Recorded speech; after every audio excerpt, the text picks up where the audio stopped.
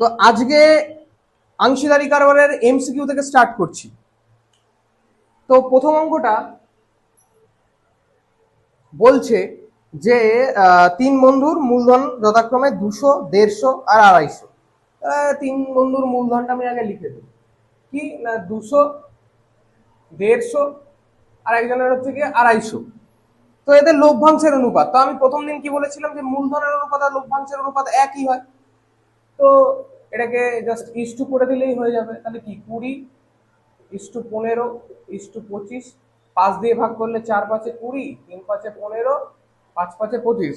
তাহলে অপশন আমার কোনটা হচ্ছে কি 4:3:5, অপশন বি। দুয়ের দাগের অঙ্কটা বলছে শুভেন্দু ও নওশাদ যথাক্রমে 1500 এবং 1000 টাকা দিয়ে একটা ব্যবসা শুরু করে।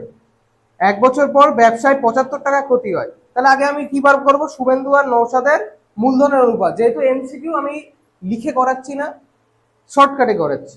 তাহলে শুভেন্দু ও নওশাদের মূলধনের অনুপাত কি?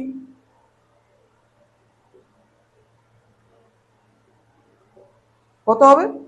যে 1500:1000, মানে হচ্ছে কি 15:10, 3 5 15, 5 2 10, 3:2। এবার বলছে যে ক্ষতি হয়েছে, তাহলে ক্ষতি কত হয়েছে? ক্ষতি হয়েছে 75 টাকা। শুভেন্দুর ক্ষতি, তাহলে শুভেন্দুর ক্ষতি কত হবে? এইখানে শুভেন্দু কত আছে? 3। তাহলে 3/3 যোগ 2 ইন্টু 75, এত টাকা।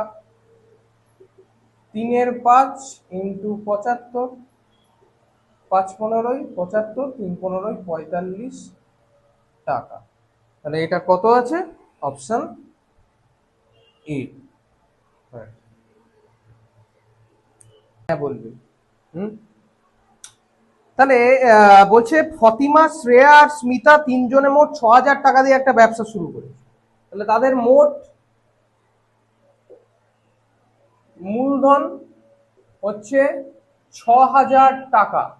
এবার ফতিমা, শ্রেয়া আর স্মিতা, তাহলে ফতিমা, শ্রেয়া ও স্মিতার লভ্যাংশের অনুপাতটা বার করতে হবে, কারণ লভ্যাংশ এখানে দেয়া আছে। লভ্যাংশের অনুপাত কত হবে? লভ্যাংশের অনুপাত 50:100:150, 50:100:150। তাহলে 5 10 15 1 2 3, 1:2:3। এবার বলছে স্মিতা ব্যবসায় কত নিয়োজিত করেছিল।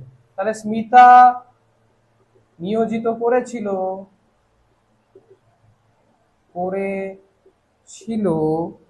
স্মিতা ব্যবসায় কত নিয়োজিত করেছে? এখানে স্মিতা স্মিতা হচ্ছে গিয়ে 3। তাহলে হচ্ছে 3 1 + 2 + 3 ইন্টু 6000 এত টাকা। 3 6 ইন্টু 6000 টাকা হাজার, তাহলে এটা হয়ে যাবে 3000 টাকা, মানে অপশন সি। অন্যান্য অঙ্কগুলোতে কি থাকতো? যে মূলধনের অনুপাত বার করতে হতো, মূলধনের অনুপাত থেকে কে কত লভ্যাংশ পেয়েছে বার করতে হতো। কিন্তু এখানে যেহেতু লভ্যাংশ দেওয়া আছে, একই প্রসেস হবে, কারণ মূলধনের অনুপাত আর লভ্যাংশের অনুপাত যেহেতু সমান, তাই লভ্যাংশের অনুপাত থেকে কে কত টাকা ব্যবসায় নিয়োজিত করেছিল সেটা আমরা বার করে ফেলতে পারবো। নেক্সট অঙ্কটা, নেক্সট বলছে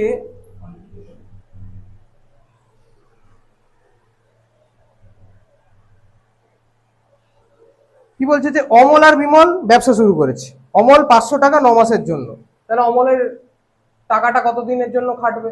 আচ্ছা, যেহেতু এমসিকিউ অত কিছু লেখার দরকার নেই। অমল 500 টাকা 9 মাসের জন্য আর বিমল কিছু টাকা 6 মাসের জন্য ব্যবসায় নিয়োজিত করে। তাহলে আমি ধরে নিই বিমল হচ্ছে গিয়ে এক্স টাকা 6 মাসের জন্য। তাহলে অমল ও বিমলের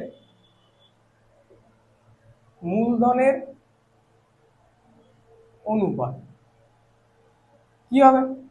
অমল বলছে 500 টাকা 9 মাসের জন্য, তার মানে 500 × 9 = বিমল কিছু টাকা 6 মাসের জন্য, কিছু টাকা মানে এক্স ধরে নিলাম, সেটা 6 মাসের জন্য।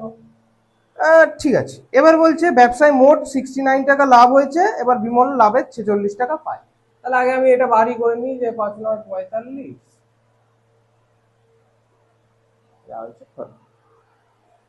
এবার বলছে ব্যবসায় মোট লাভ, মোট লাভ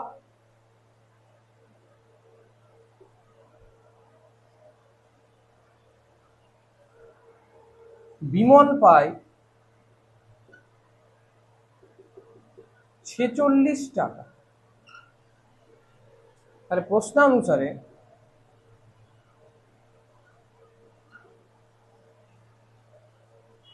6x, এটা তো বিমল, 6x বাই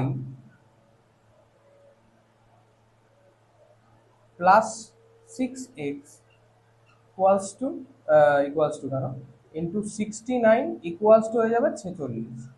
কারণ আমি এই লাইনটা মুছে এরকম লিখে দিই,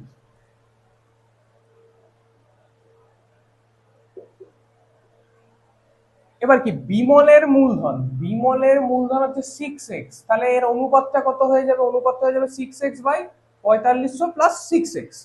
এটার সাথে যদি আমি মোট লাভটা গুণ করি, তাহলে ওর লভ্যাংশটা আমি পেয়ে যাব। তো এটাই আমার ইকুয়েশনটা হয়ে গেল। এবার এখান থেকে আমাকে অঙ্কটা করতে হবে। এটা যেমন আছে থেকে গেল 46/69,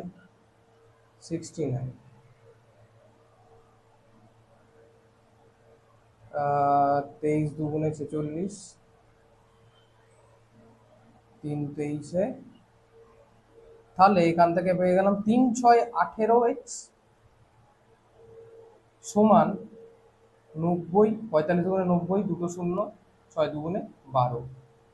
তাহলে 18 এদিকে যদি চলে যায় 6x হয়ে যাবে, আর এখানে 90,000, সরি 9,000, তাহলে x হয়ে গেল 6 15 90, 1500 টাকা। তো এটা কত হবে, অপশন এ। তাহলে আমার যেটা চেয়েছিল, কি চেয়েছিল, যে বিমল কত টাকা নিয়োগ করেছিল, বিমল নিয়োগ করেছিল 1500 টাকা।